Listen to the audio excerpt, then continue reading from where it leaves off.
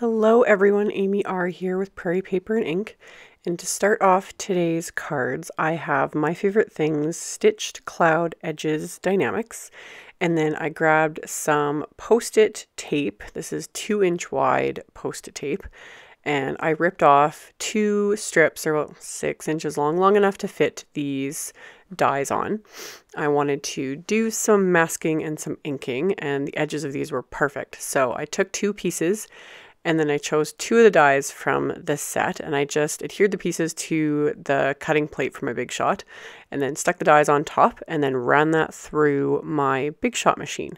So once I've done that, I've got a piece of white cardstock that it's cut to 4 1/4 by 5 1/2 inches, and I'm going to mask off starting at the bottom with one of the masks I've created, and then I have the Tumbled Glass Distress ink, which is my absolute favorite ink for using as like skies and that sort of background because it's just the prettiest shade of blue.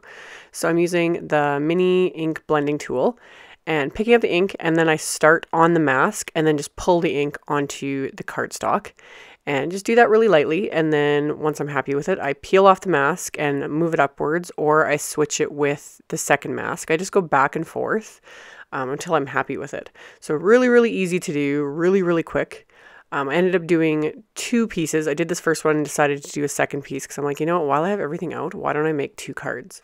So I did this first one and just made sure to kind of fill in the whole background, so I was happy with it. And then the other one I did similar. I used the same masks. I just kind of did like a different variation of them. And then once those are done, I just peel off the foam, and it fits perfectly in the bottom of my mini inks, my mini distress inks.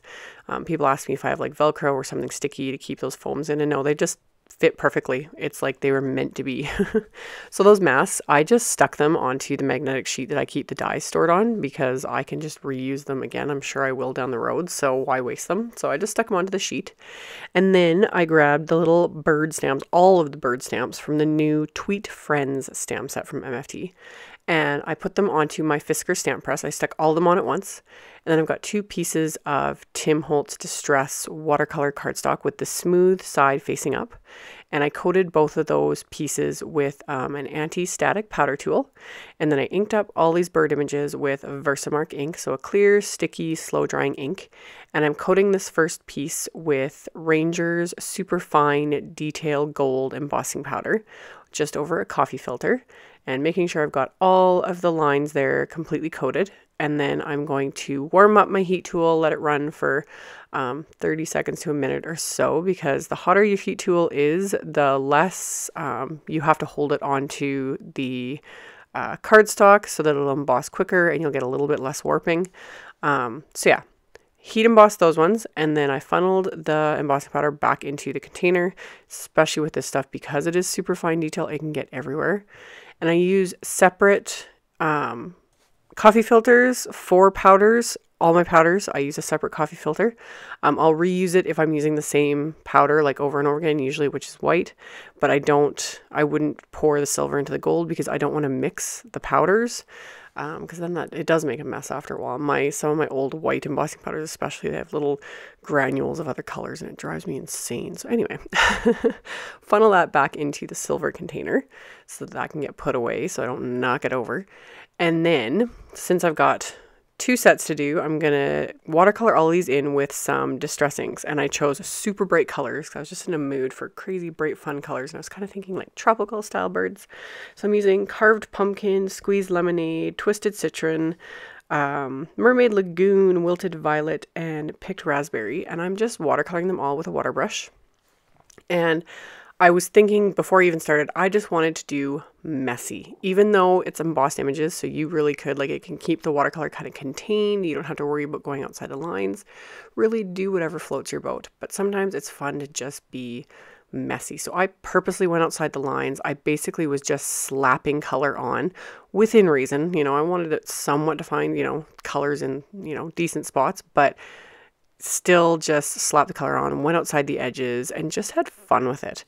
And I have a piece of paper towel here beside my work surface because with water brushes like this, they are a continuous feed, meaning the water comes out steadily.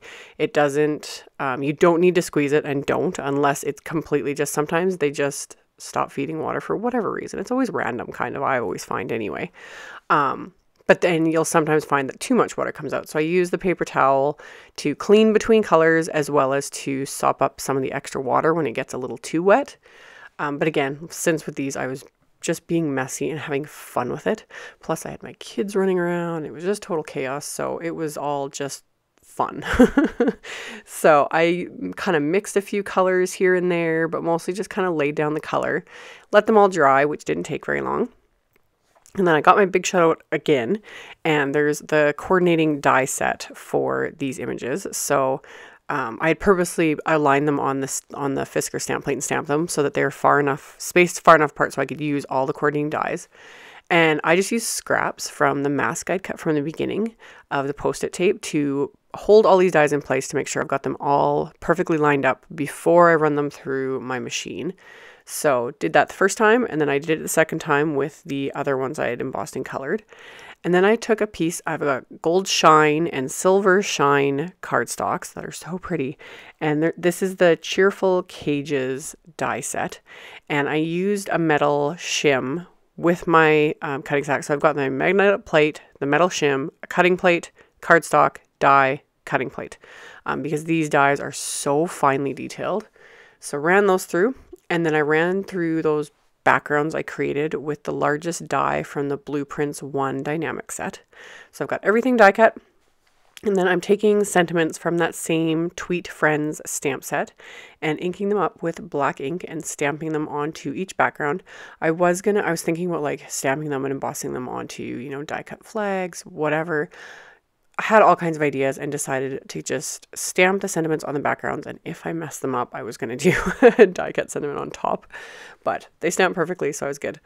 And to adhere these, I just used my Tombow Mono my Ranger Multi-Medium Matte, because of course, after I die cut them, I remembered I'd got those sticky sheets of adhesive that everyone keeps telling me about that I now own, and I still forget every single time that I own them. So that would have been perfect. Would have been to line each of those die cut cages with the sticky adhesive, then run them through my machine. But I forgot. So I just used my multi-medium matte, which was perfect. And I purposely didn't adhere the top little bit so that I could slip through. I used gold cord with the gold cage and silver cord with the silver cage so that the cage wasn't just, you know, floating around in space for whatever reason. So it's hanging in space for whatever reason. So did that and then kind of laid out the birds that I wanted to use on each card. And then just ripped up little tiny pieces of foam tape to adhere all the birds to this. So they're all popped up on foam tape.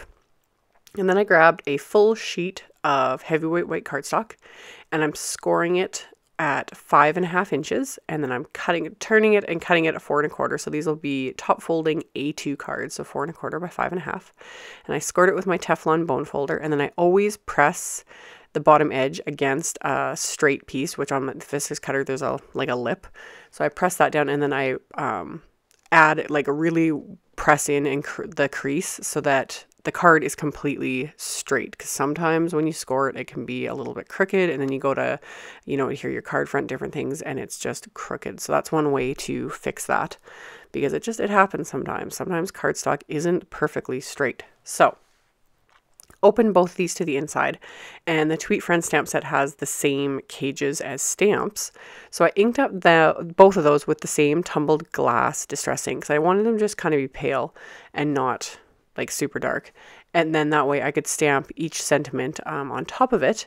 And then I have those remaining birds that I had watercolored and die cut earlier. So I adhered the coordinating birds, and I was paying attention to which cage I'd cut with which color so that I'm adhering the right birds with the right cage shape.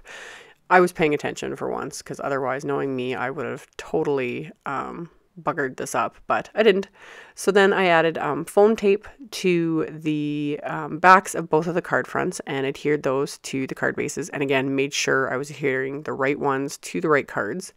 And I was going to leave it here, but I had this pack of Simon Says Stamp sequins that I showed in a recent haul video, and they had gold and silver in there, so of course it was meant to be. So I laid out the sequins how I wanted on each card front first, and then I just squeezed small amounts of that multi-medium matte adhesive onto the card front and press the sequins into place, and then once they're dry, they are good to go.